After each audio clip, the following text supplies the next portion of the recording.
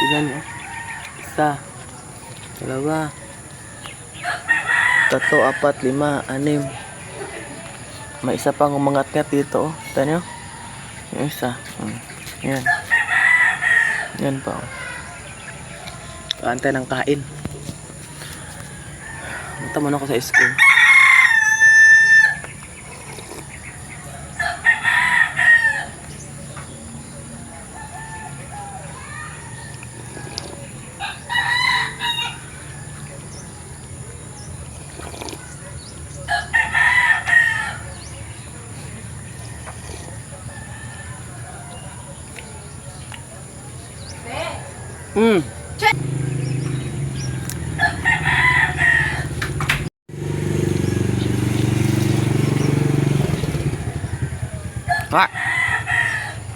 Dami nila guys. Buti na lang nagsaing na ako. Pabalik ko, pakakainin ko na to sila. May mga ulam pa naman to sila. May mga ulam pa to sila kasi yung nagtitinda ng manok, pag hindi naubos yung manok nila pag nasisira, binibigay namin nila sa amin, tsaka naluluto ko para pakain ko sa mga mapaulam ko. Kaya tignan nyo, hindi kayo naawan mukhang yan. Yan. Ha? Sana yung kumain. Ito po, oh. Balayan kayo maya. So guys, dito na ako sa school. Natid ko na yung pamangkin. Grade 3. Then punta naman ako sa grade 5 kasi magpahina daw. Punta tayo sa grade 5 guys kasi magpahina dito tayo daan, oh. Alam nyo ba, ang mga kahoy na to luma na. Nakakatakot lang siya pag mag-upo ka dito kasi baka mahuhulog yung mga patay na sanga. Kaya bawal talaga yung mga parents mag-stay dito guys. Kaya lang pag tanghali, hindi kasi may dito nga portion. Maganda dito tambayan. Ang grade 5 katapat lang. Ito yung lagi kong ginagawa pag may pasok. Kaya lang iba ngayon, magpahina ngayon. May pahina daw pagkaalam ko every first Thursday of the month man. Pero ngayon is September 2022 Monday. Bakit kaya? Kaya mayroon lahat ng parents dito nagpahina. So punta na lang ako doon. Wala akong walis, wala lahat. See you guys. Alam nyo ba guys, nga dito sa elementary na to, may safety water nga pwede siyang inumin kahit yung mga bata. Ito. So mag-inom tayo. Diba ito lang agas? Oh. Parang mineral. Yan, tank na yan. Pwede yung inumin guys. May nandito, may free water na. So, pwede na hindi na magbili ng mineral water yung mga bata. Kaya safety naman yun. Baka siguro, no? Ano bang tawag yan mineral water yun siguro guys, no? Hindi ko alam, wala akong kalam-alam dyan. Pero, good thing yun na di na pinagawa sa principal. Kasi nga, may free na mga bata. So, naglilinis na mga parents dito guys. So, ako na din. Mag-umpisa maglinis siyo maya guys. So, guys, labas muna ako. Mag-ilam ako ng bolo sa pinsan ko guys. Kasi magpahinga ako sa garden. Ako nasan. Hoy! Nasa rin? Pahinga? Oh, lagi pahinga. So, labas muna ako guys.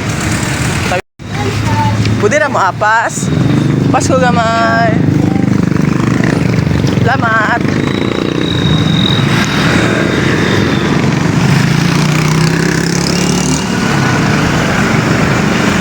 Makawin na ako guys.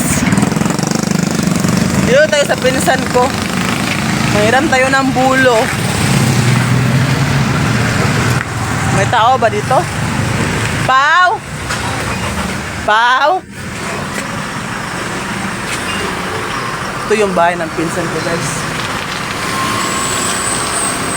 Anybody home? Ay po, lami ko putong bulo ni mo pa be? Katura oh. Paina manggod, wala ka nagpaina? Mo ba? Baha mo ni mga mangulangan? Bliss, bliss, bliss. How old are you? How old are you? Hey! Grabe eh. nakatira dito guys, cousin ko. Oh, cousin ko. Yun, pamangkin ko na yun.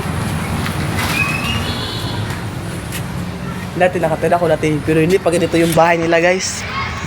Ito dati. Tas maluwang. Hiram na ako ng bulo guys, then tawid tayo doon sa my lane. Kasi nga dapat follow the rules tayo guys, kasi nga kung saan ang lane, doon tayo. Dapat ay, hindi pa. Sige. Umaya na. Wag! Tabok! Mag-start ako mag-cleaning. Yung alilinisin ko dito hanggang dito. So, let's go.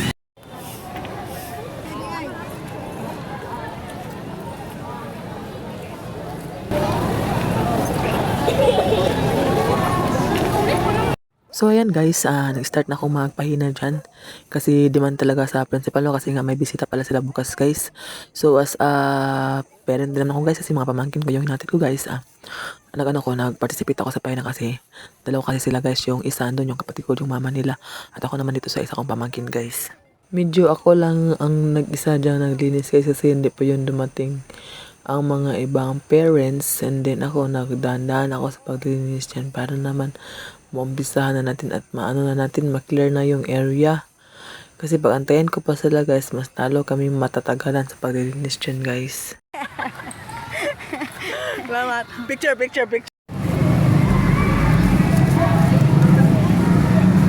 Dinsya na kayo guys kasi walang maghawak. Hindi nyo ako masyado makita.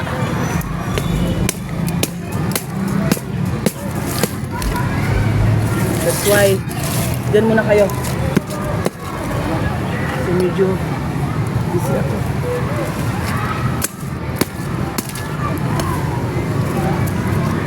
Saan ba yung? So hindi pa rin kami natapos dito guys, no? Kasi medyo malawak tong garden. Sinar kayo ang ingay ng isda. Medyo malapit-lapit na kami matapos yan guys. Kasi nga, linis na yung garden.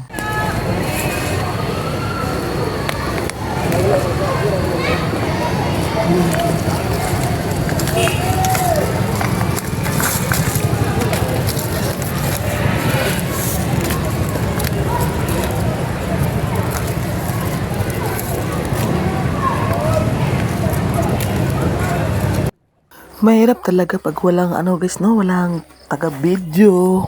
Wala kang malalagyan ng cellphone mo para sa pagbablog. Pero laban lang tayo guys, no? Sa mga content creator na pamasyadong naman tayo dyan. Guys. Laban lang. May naman ako dito. Ito yung gamitin natin para madali lang. So, start na. So guys, lumipat na naman ako sa isang pot guys kasi nga tapos ko na yung kanina at saka may mga parents naman na dumating na. So may kasama ako kaya doon ako sa circle sa likod para naman madaling matapos. No, naghati-hati kami sa gawain namin guys. Para naman madaling matapos at hindi na kami aabot ng hapon kasi nga ang init. Ganito nga sitwasyon guys, makikita mo talaga ang lahat ng mga parents na nagkakaisa. Kasi nga, para lang sa mga anak Guys, natapos na ako sa dito. 4 kami naglinis dito. Maglinis na talaga siya guys. Okay, ganda na. Yung wala, meron na. Then sa likod guys.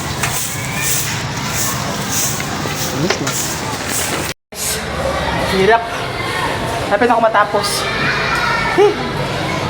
Isa lang naglinis. Tinulungan ko na lang kapatid ko sa grade 3 room. Isa lang kasi ang naglinis guys. Pusin mo na to last. Hi. Tapos na din na. 10:34.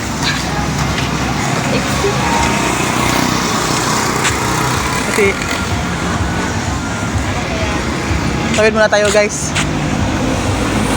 Tinulungan ko pa yung kapatid ko guys sa grade 3 level.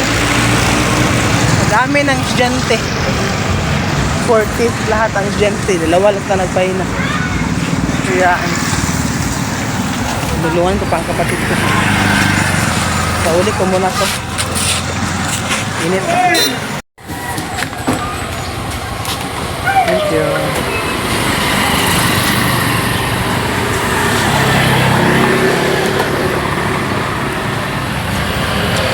Dito guys, bili ka ng coco juice. Pure talaga siya nga juice ng niyog kasi coconut kasi walang halong tubig dito.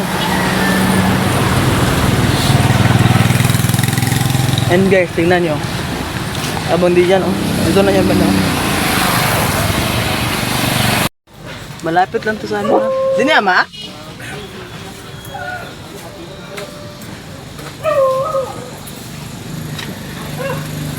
Hi guys, nakauwi na pala ako guys, napagod ako. Pamangkin ko, pinapakain ko. Pagod talaga ako guys, kasi taas baba sa hagdan kanina sa pagpahina. Pero okay lang, laban lang kasi yung sa isang room, sa isang kong pamangkin, nung grade 5 na pamangkin ko, yung lalaki. Kumpleto mga parents, may mga parents lang nagpahina, okay lang yun. Doon naman ako sa grade 3 guys, yung kapatid ko lang nagpahina sa 4th. Hindi naman ano, no, hindi naman siya compulsory, no. Pero public kasi guys, pag mag ask ng favor yung teacher, pwede naman natin tulungan, di ba? Para din naman sa atin yung pahina kasi para sa ating mga anak. So dalawa lang sila nagpahina.